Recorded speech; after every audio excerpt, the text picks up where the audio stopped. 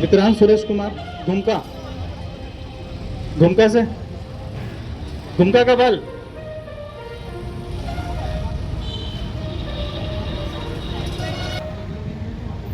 यानी राहुल गांधी जी कल राजनांदगांव जिले में विधानसभा चुनाव जो चल रहे हैं उनके लिए आज प्रचार में आ रहे हैं और सभा को संबोधित करेंगे। 6 विधानसभा के लोग यहाँ उपस्थित रहेंगे और तैयारियां जोरों शोरों से चल रही हैं।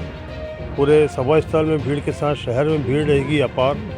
उनका आना ही लोगों खुद आकर्षित होते हैं और जनता भी दौड़े आती है, कार्यकर्ता भी दौड़े आते हैं।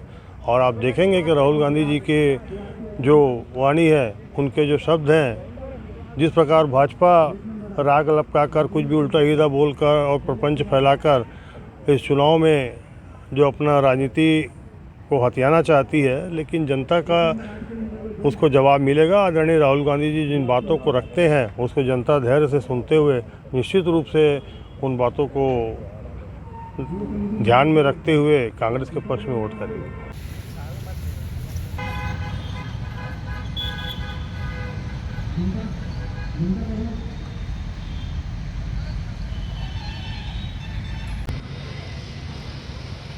घुमका, घुमका वाला बल है कोई?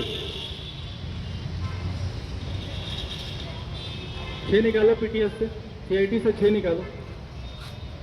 पटेल साहब, पटेल साहब।